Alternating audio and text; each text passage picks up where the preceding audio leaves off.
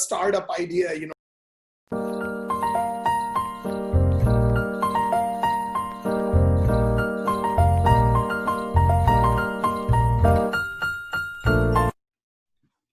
Hello everyone. Hi, this is Rahul, your Filmi Baniya. And today we are in a very, very interesting discussion. And this discussion subject is the movie Animal Crackers, which has just released recently in India on Netflix.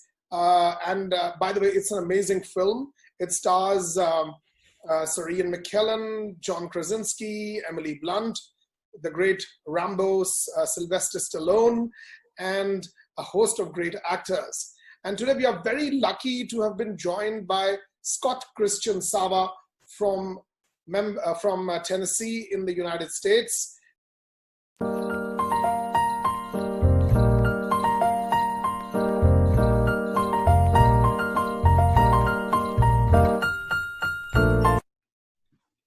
Hello everyone. Hi, this is Rahul, your Filmi Baniya. And today we are in a very, very interesting discussion. And this discussion subject is the movie Animal Crackers, which has just released recently in India on Netflix. By the way, it's an amazing film. It stars Sir Ian McKellen, John Krasinski, Emily Blunt, the great Rambo, Sylvester Stallone, and a host of great actors. And today we are very lucky to have been joined by Scott Sava from Tennessee in the United States. And Scott is the co-director and the originator of this movie. Very, very big warm welcome. Namaste to you, Scott. Very nice to meet you. Thanks for having me. Great. Superb. So today we're going to be asking some fan questions and then some more, we're going to probe about Animal Crackers with you. And with your permission, I would like to begin with a few questions. Of course. So Scott, just tell us about how Animal Crackers as an idea of, it sounds like a very, very unique idea at the core. How did it come to your mind and what was your journey with this idea? As with pretty much all of my comic books that I've written, it came from my kids. We were in the backyard eating Barnum's Animal Crackers, which is a fun red box, has a little string on it and all the different animals. And we were eating, the boys were maybe 7 or 8 at the time. And I just had the idea, what if when you eat a lion cookie, poof, you become a lion. When you eat a giraffe cookie, poof, you become a giraffe. And the kids, of course, loved it. So they were running around eating different cookies and pretending they were that animal. And I wrote the idea down, and a few months later, I turned it into a graphic novel. At the time, Animal Crackers was one of the books. I had written a dozen books for a company called IDW, and they had published. They had published very, very popular. It's a global. Yeah. Name.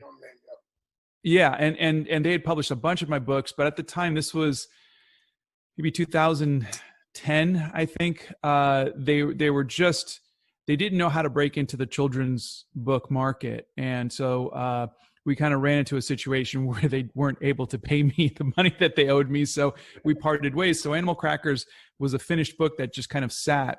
And about a year later, I was talking to my buddy Kevin Grievous. Now, Kevin created the series, the series of movies Underworld with the vampires and werewolves and Kate Beckinsale and whatnot. And he actually played Ray's the werewolf in the movies. And he said, why don't you turn your story into a movie script? And I said, well, I went to art school. I don't know anything about writing a movie script.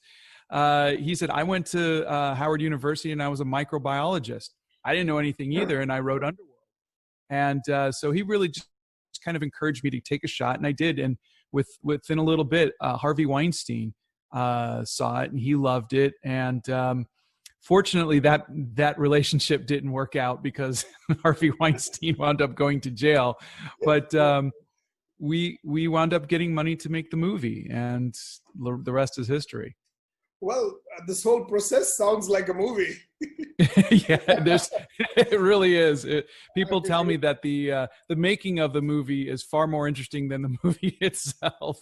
there's this old Indian saying that the journey is far more enjoyable than the destination.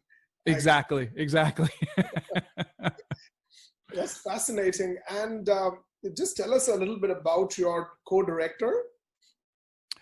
Tony Bancroft. So yeah, when we first met Harvey Weinstein, he says, look, he says, I love the idea. I love the script. He says, I can't sell a movie with you attached. You're nobody. You've never done anything. You're just some guy in Franklin, Tennessee.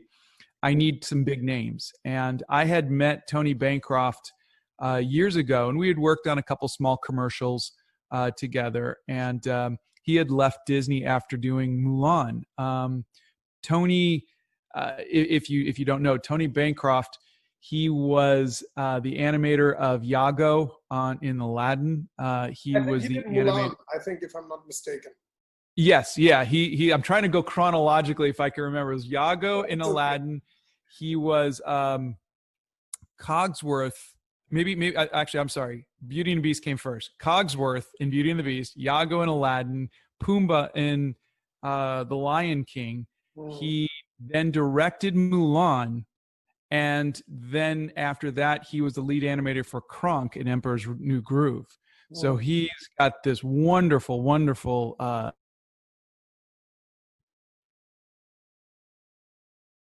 director, and he offered to come on board as my co-director, and we just had an amazing time. And he taught me so much working on the film.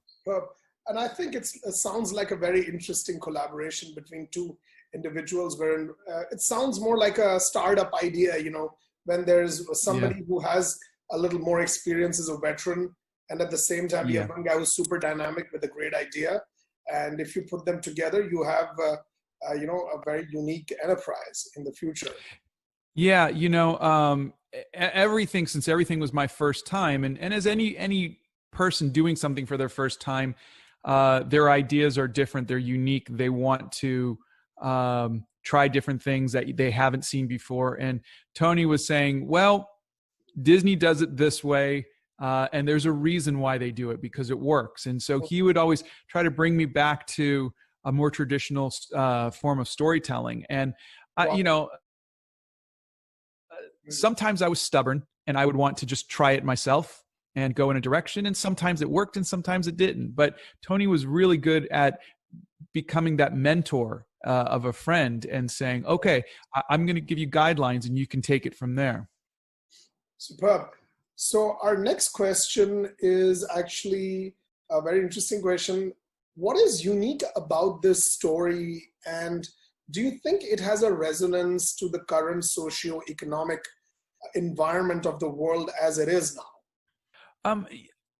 I think the family, one of the things that Tony and I don't want to say we argued about it, but when I wrote the script, it originally was your typical hero's journey.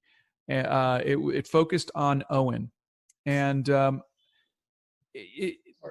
when Emily Blunt came on board, we really realized that Zoe just wasn't a very important person in the film. She was just the wife that just kind of came in and said a couple lines, and that was it. And this was before Me Too. This was before I really grew as a person, and I realized that I wasn't writing female characters to their full potential. And I drew upon my relationship with my wife, who went back to work for 2 years to make sure that we were able to get this movie funded. So she and I are equals. We're partners, and a big hand to her from my side. Yes, yes. And she really, Zoe really became that personification of my wife, and how that relationship worked. And I went back and I rewrote Zoe to really take those chances. She's the one who really wanted to go back to the circus when Owen was too afraid to do so. She's the one who has that heart and has that faith, and she's the encouraging one, and she's the one that, and even at the end when they're battling Horatio, she's the one who stopped. I mean, they do it as a family. Even little Mackenzie helps out, and so the film became not about that one hero's journey. It became about family, and family really became the core of the entire film. And we keep reinforcing that family. And we even we started making the red noses very symbolic of when you're following your heart and when you're not. So when Owen decides to go to work with Woodley after the proposal, he takes the nose off. When Chesterfield says, you just inherited a circus, Owen takes it off, he throws it to the ground, but Zoe picks it up and she puts it on her nose. And symbolic of following your heart and family. And so I hope that those are the traits that are remembered for the film, because that was really important to me and my relationship with my wife. Wow, fantastic. And it sounds like a very, very frank and honest reply. Seriously. And what are the next question we have is, what are the universal themes that the movie explores in its story? Universal themes? That was the thing that I was learning from Tony. Was, he was the one who explained what the hero's journey was, because I didn't know. So I wasn't doing things traditionally. I don't write traditionally. I kind of write from the heart. But I think it would go back to the family is I would hope is a universal theme, and following your heart I would hope is a universal theme. For me, what I try to do is I try to create characters and a world, and then put a situation like Magical Animal Crackers and see how those characters interact within that world with that situation. And so at least the way that I see it in my head when I'm writing it is the characters really, it's almost like programming a world and AI. And, you set up the world, you set up the laws of the world, and then you set up your characters' personalities, and then you let them go off and you let them tell that story. And it's a bit chaotic, I think. But I never went to any kind of writing school or anything. And so for me, it's just, I worked in video games for years. And so for me, it almost feels like that is a very, and it's exciting for me because I'm watching, as I'm typing it, I'm watching it unfold. Oh, my character wouldn't do that. They would say this and they would do that. And so you really, it's like when I paint, especially with watercolor, when you put that paint down on that paper with the water, you don't know what's going to happen. It's different every time. It's up to the temperature in the room. It's up to to gravity and how much paint is on there, how much water, and it just flows onto the paper differently every time. And I think it's that surprise that you get when you do that. And I feel like I got that with the script too. Superb. And my son, who loved your movie, and by the way, he fell in love with Horatio's character. Thank you. And it's like he looks like Elvis, sort of. Yeah. And Ian McKellen, somebody like that, sounding a lot like, looking like Elvis. So my son had this very unique question. He says, "What can children learn from the story of Animal Crackers?" I want to say follow your heart, because really something, but I think the other thing, if you look at Owen and Zoe's relationship, you'll see that they completely disagreed, completely opposite. Yes. Yet they never fought. And I love that relationship. And I think you can have a disagreement. You can believe that the best thing is to go and work at a dog biscuit. Friend or your partner or your sister can believe that the best thing is to go work at a circus, and you can still love each other, and you could still come together. You could still be friends. You could be completely opposite. It works with politics. It works with anything. You can still love that person despite their choices, and you could still find common ground. And Owen and Zoe, they never ever were angry at each other. They were always respectful, and I think that's a good lesson to learn.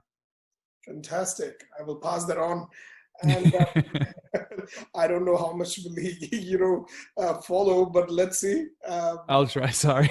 But that's okay. This is a very interactive session we are having, and because it's a family movie and it's meant to be enjoyed, and one Yeah. of the very few things which a group of a family can enjoy. Now, with the advent of Amazon, Netflix, all these streaming platforms, there is very little content available for the regular family movie goer, you know, Yeah. and it's becoming smaller. It's not becoming bigger, unfortunately. Yeah. I mean, if you look at Marvel, DC, you know, we can always debate, but the content for kids is not that much what it used to be before. It isn't. I mean, everything when we're looking online, everything on Netflix and Amazon and HBO is TVMA. You know, you see a superhero TV show like Doom Patrol, and it's TVMA. You see Daredevil and Luke Cage, and you know it's TVMA. And Deadpool is rated R. And you're going, and I understand that people want something that's more adult, but I don't feel like it's being equally served. Now, the Marvel movies were great for that, and kudos to them for keeping it PG-13. But you know, I like my Superman to be the Christopher, to be that hopeful, you know, kind of Superman, and you know, I'd love to see more of that. I want to create more family content that's not speaking down to kids. It's just fun. You know, that's all I'm looking for. Is I'm not looking to talk down to anybody. I just want to create something fun. Great, superb. Well, share your. The next question is share your experiences with the casting process, the cast itself. You have a heavy duty cast in a small movie like this. I mean, you know, you have Magneto, you have Jack Ryan, you have Mary Poppins, I got the Penguin with Danny DeVito. You know, Penguin, you know. So how do you deal with such a big cast in a project which is not that big exactly, and how did you end up casting people? How I dealt with it was Xanax. That's how I got through that. But, the casting has to go. Credit has to go to Jamie Thomason, my good friend and casting director, and Curtis Kohler. They pulled off a miracle. We had our original budget was $11 million, and it was going to be a direct to DVD movie. And we had. Are you kidding me? No, I'm serious. It was just a direct DVD movie. It's my first movie. We weren't expecting to go theatrical. We weren't expecting, and so you know, I had two names two voices in my head when I was writing it, and the others, no voice came to mind. But Ian McKellen was always Horatio. I just heard it in his voice, and Brock was always Patrick Warburton. So those were the names that were always just in my head. So Jamie had worked with Patrick several times, and he says, we shouldn't have a problem. He's within our budget. We should be okay. He says, we might be able to get Ian McKellen. Our budget's really low, but we could spend like 80% of our budget and try to get Ian McKellen and see. And I said, well, let's just reach out. And he says, if Ian McKellen says no, which is a complete possibility because we're nobody, you know, I've never made a film before, and Blue Dream Studios had no name in Hollywood. And he says other names in there. And so he put some requests for Danny DeVito, for Ian McKellen, or for Sylvester Stallone and Raven Simone and whatnot. And we waited a few weeks, and suddenly Ian McKellen said yes. And we were like, oh my God, I can't believe Ian McKellen's going to be in our little movie, this little direct-to-DVD movie. And a day later, Sylvester Stallone said yes. Before we were able to tell the agents, no, okay, we got our one big name. Then Danny DeVito said yes, and Raven Simone said yes. And so we went, oh no, we've got to either tell them no, which I really didn't want to do, or I've got to go back to my investors and ask them for more money. And so I went to my investors in China, and they said yes, and they gave us more money so we could do the cast. Then my casting, Jamie said, I'm going to run a name by you for Owen. He says, John Krasinski. I said, I've never heard of him. It was 2014. I'd never seen The Office. And, you know, it was just, he had only really done The Office and maybe a couple small parts here or there. And I just didn't know. He goes, trust me. He's really funny. I said, okay, I trust you. I mean, look what you've done. We got Sylvester Stallone, Danny DeVito, Ian McKellen, Patrick Warburton. I trust you. So I flew from Nashville to Los Angeles for our first session. It was Danny DeVito and Raven Simone on one day and John Krasinski on the next day. And Danny and Raven were amazing. And then I go to meet John Krasinski, and he's just very friendly. He's just telling me he loved the script, it says, etc. And we did our first session, and he was amazing. I the minute he spoke, I knew he was Owen. And we hadn't cast Zoe yet, and he says, hey, he goes, I just want to let you know. He says, my wife loved your script. She just thought it was wonderful. Now, I didn't know who he was. So, of course, I didn't know who he was married to. So I just said, thank you. And I walked out of the room. And fortunately, the microphones were hot. And Jamie heard from inside. He comes running in. He says, would your wife want to be in the movie?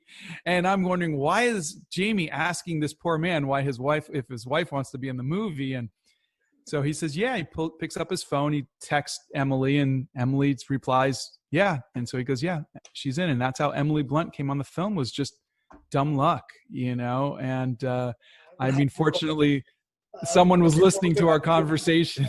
I'm sorry to intervene. I would hardly call it dumb, from any conceivable imagination. I think you've taken so much of time to building this whole project. And now in 2020, these guys are already very big stars. Yeah. And, that ultimately went to your own benefit, that you have, I can tell you one thing, that, Scott, the digital and the streaming business, the OTT platforms, as they call it in India, over the top, platforms, which is basically the name for Netflix and Amazon in industry. Oh, okay. Here in India. And what they've done is that they have literally made the world flat. Like, we are now looking at simultaneous releases of films in New Delhi and New York at the same time. Wow. Like, you are seeing all these on, we have like close to, I think some 4 or 5 million, I think 2 to 4 million subscribers of Netflix in India, and it's growing rapidly. And wow. India has a population of around 1 billion people, and you never know how big this can become, because India is not totally wired with 4G internet. And I think one of the benefits is that now whatever you are doing is for a global audience in the right sense, because now distribution is empowered to your device. So you really don't have to go to a theater or a festival or a drive-in in the US, I remember, or any of these things only. You can just do that at your laptop screen or your home, entertainment system. And this is really very, very unique, the way, you've told us about your journey. And just now, a little bit about Off Track from Animal Crackers. Yeah. Now, Scott, tell me, what would be the 5 films you would recommend your Indian fans in animation they should watch? Oh, all right. I really love the new Spider-Man Into the Multiverse. Wow. I thought that was really good. Iron Giant is another one that comes to mind. Mm-hmm. I love that one. Despicable Me 2. I remember seeing that and thinking it was the perfect film. They hit every beat perfectly. So that is 3. The Little Mermaid is another one of my favorites. Classic. And so that's 4. And I'm trying to think if there's any. I'm sure I'm going to think of something afterwards, and I'm going to go, oh, I should have said this. But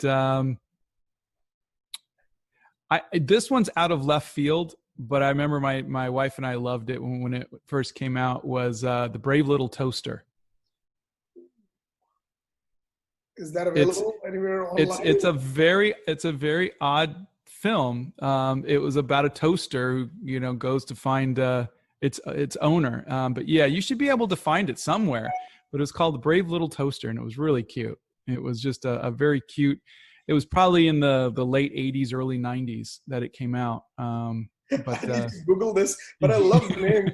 I would love to have a T-shirt that says "The Brave Little Toaster." Yep. It was such. I haven't seen it in probably 30 years, but it was such a cute movie, and give it a shot. Tell me what you think of it. Well, I wonder if it still holds up. Yep. And our final question is, what is your message to Indian fans? Anything you love about Indian films, anything about Indian entertainment, or would you like to give a message to our Indian fans?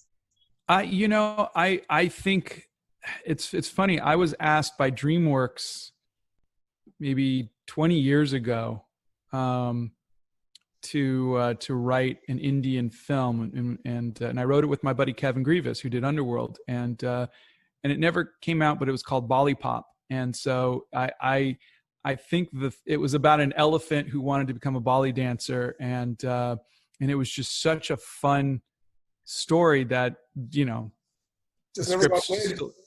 is still sitting there. But I loved the dancing. I love the art of it, you know, and I love the colors, and I think I would love to do something with that. And I think you guys have such an amazing culture, and Thank you so much. Appreciate it. yeah, that's what I would. Although I would call myself, as when it comes to motion picture and entertainment, I'm more American, frankly. Yeah. but I would say, yes, the art forms are unique. And Yeah. Scott, just a little word about this channel. This is Filmi Baniya, which is my podcast, and we started around 2 years ago. And we have interviewed, see the vision of this podcast is to bring the global voices and global content for Indian audience. And we had Michael Uslan as our first guest, who was the executive producer of all Dark Knight and Batman films, and the man who brought the Cape Crusader to the big screen. Then we just recently did an interview with Dirk Maggs. He directed the audiobook of Sandman, Neil Gaiman's. Nice. We did with Audible in DC. And the third we did with an Israeli director called Rotem Shamir. He made this show called Fauda. I don't know if you've seen it on Netflix. No. It's a big rage, F-A-U-D-A, Fauda. It's an Israeli show, and it's streaming on Netflix. You can find it. But in India, it's a very big rage. And nice. You are our latest interview, and it is such a pleasure to, interact with you in this session. And my pleasure. To our viewers, it's a great interview with Scott, who's shared with us in really frank and very, very, candid way about his journey. And the good thing is that Animal Crackers is available on Netflix India, and you can go and type Animal Crackers and you will get it on your own. And it's a great, nice movie and a great family outing. And on behalf of all my viewers across India, Middle East, and even in the US, Scott, many thanks for coming. And it's such a pleasure to interact with you. And we'll be airing this interview within 2 weeks, and we'll send you the link once it's done. I look forward to it. Thank you so much for having me. Thank you so much, Scott.